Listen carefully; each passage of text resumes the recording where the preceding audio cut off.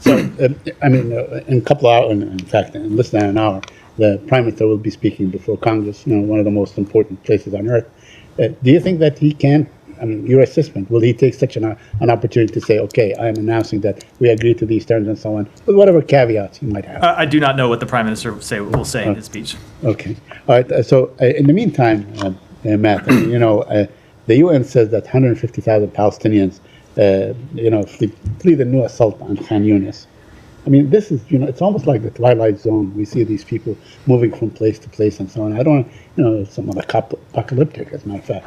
So how long should this go on? Suppose we don't arrive at a deal. What is the vision beyond the deal, if there is no deal? We don't want to see the horrific suffering that's happening in Gaza go on another single day.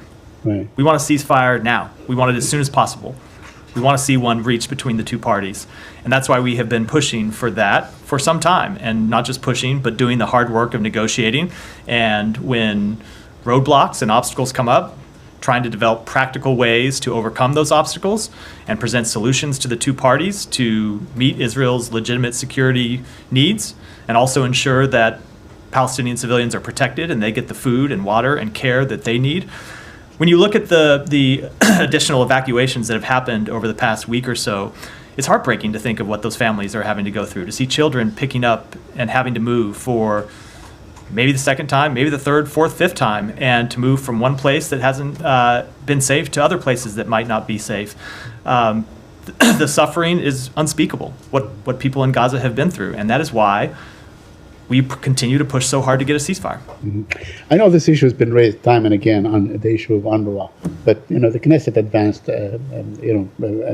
legislation that would designate UNRWA as a terrorist organization. Now, UNRWA has been responsible for Palestinian refugees for a very long time, since 1950 or 49.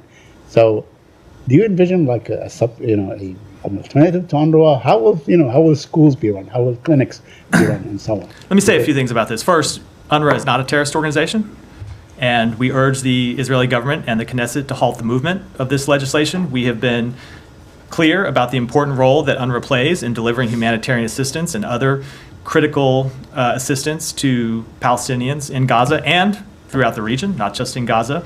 I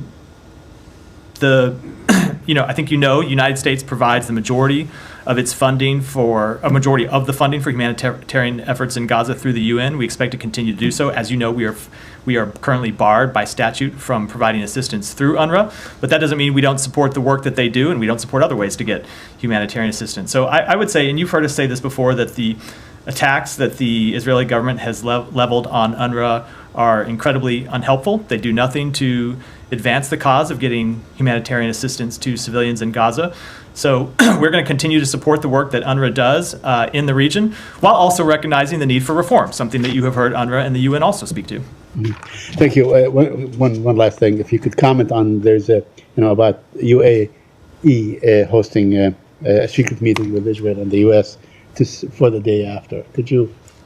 Saeed, I think you were sitting right there when I commented on this yesterday. Yes, I know, but I understand. But is there anything? No, there's nothing I have that I would add, that goes further than what I said yesterday. Which is, yes, there was a meeting last week that Tom Sullivan, the counselor of the State Department, attended in the UAE. We were discussing they were discussing a number of the measures that we want to have in place to implement the various provisions of a ceasefire and to set the conditions for the day after the conflict. And it's part of a number of meetings that we have held and discussions that we've held that the Secretary kicked off in January, and that the Secretary and others in the department have been leading for the past several months.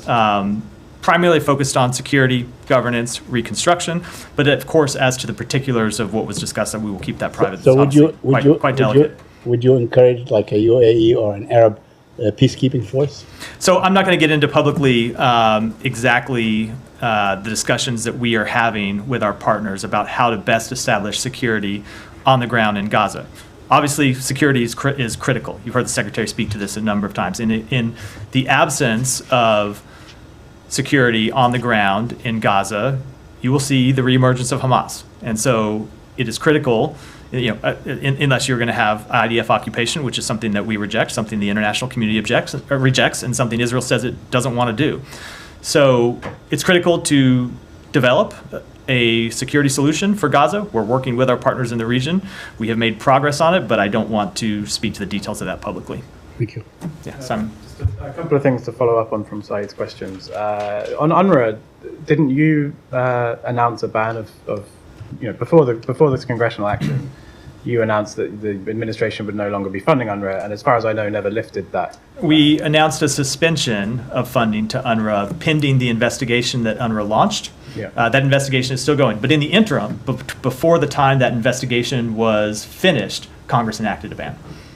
So your pausing of aid basically precipitated this, it seemed to precipitate a situation where everybody pulled funding from UNRWA, and now you're sort of criticizing other people for cutting off UNRWA, or criticizing the Israelis for cutting off UNRWA. But it feels like that is not what I criticized Israel for. I criticized Israel for, or I criticized the verbal attacks and threatening rhetoric and advancing legislation calling them a terrorist organization, which we do not agree with. Other countries, we've always made clear that other countries have to make their own decisions about funding, and we've seen other countries restore funding. We just simply don't have the flexibility to make that decision because of the action that Congress took. But the investigation and therefore the decision of this department on whether funding should go to UNRWA from the US is still up in the air. Is there any expectation of when that will be finished? No, it is because it's a UN investigation. It's not something that we are conducting, so it's not something that we can put a timetable on. They've had 2 investigations ongoing. Yeah. One of them finished, one has not. But just to go back to the decision we made a decision to suspend funding to UNRWA after there were allegations made about UNRWA employees having been involved in October 7th that UNRWA told us they found credible. And so when you had UNRWA telling us they found credible, we thought that was an appropriate step to do, to suspend funding, to fund humanitarian assistance to the Palestinian people through other mechanisms while that investigation proceeded. That investigation is still ongoing. Now, in the meantime, as I said, Congress came in and enacted this statutory restriction that bars us from funding UNRWA. But all the humanitarian assistance money that we would have provided to Palestinians through UNRWA, we are providing through other mechanisms, chiefly at the UN and then through other non-governmental organizations. Right. And also just on the question of the day after talks that Saeed mentioned involving the UAE, some mention in the Washington Post reporting on that of the US playing a coordinating role with this international force that would be responsible for securing Gaza, would be invited in by the PA. These are obviously details I'm not sure if you'll get into, but I wonder if you could sort of address the possibility of the US playing that kind of coordinating role, and separately whether US security contractors could also be involved in that. I just don't want to get into any of the details at all. I think it's not appropriate at this time. Sure. One more slightly separate thing. I just on the trip planning that you mentioned, I wonder, now that you're basically, the secretary has decided to stay for an extra day to attend the Netanyahu meeting,